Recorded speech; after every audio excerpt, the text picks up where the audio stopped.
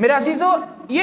میں اس وجہ سے تھوڑا وقت بھی زیادہ ہے، میں آپ کے سامنے یہ بتانا چاہتا ہوں کہ ہمارے ملک ہندوستان کے آئین نے ہمیں ہر طرح کا حق دیا ہے، آزادی ہم لوگوں کو دی ہے، انصاف ہم لوگوں کو دیا ہے، مذہب کے نام پر آزادی ہم لوگوں کو دی ہے، اپنے دینی تعلیمی اداروں اور وقف املاک کی شکل میں آزادی ہم لوگوں کو دی ہے، لیکن موجودہ حکومت ان تمام آزادیوں کو ہم سے چھیننا چاہتی ہے۔ آج ہماری مساجد، مدارس اور اسی طریقے سے وقف جائیدادیں، ہمارے مراکز تمام میرے عزیزو آج داؤں پر لگے ہوئے ہیں،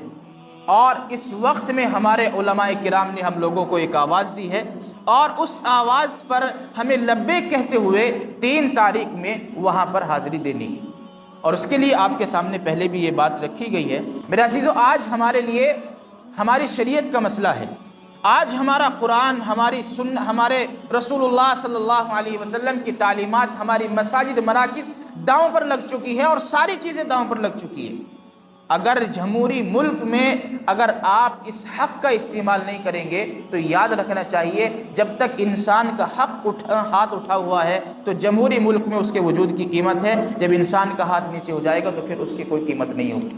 اگر ہم جتنی زیادہ تعداد میں وہاں پہنچ سکتے ہیں میرا عزیزو، اگر ہم وہاں پہنچیں گے تو یقیناً یہ تمام حقوق ہم لوگوں کو حاصل ہوں گے۔ اگر خدا نہ خواستہ اس تعداد میں وہاں نہ پہنچا گیا تو پھر آپ اس چیز کے ذمہ دار خود ہوں گے، علماء کرام اس چیز کے ذمہ دار نہیں ہوں گے۔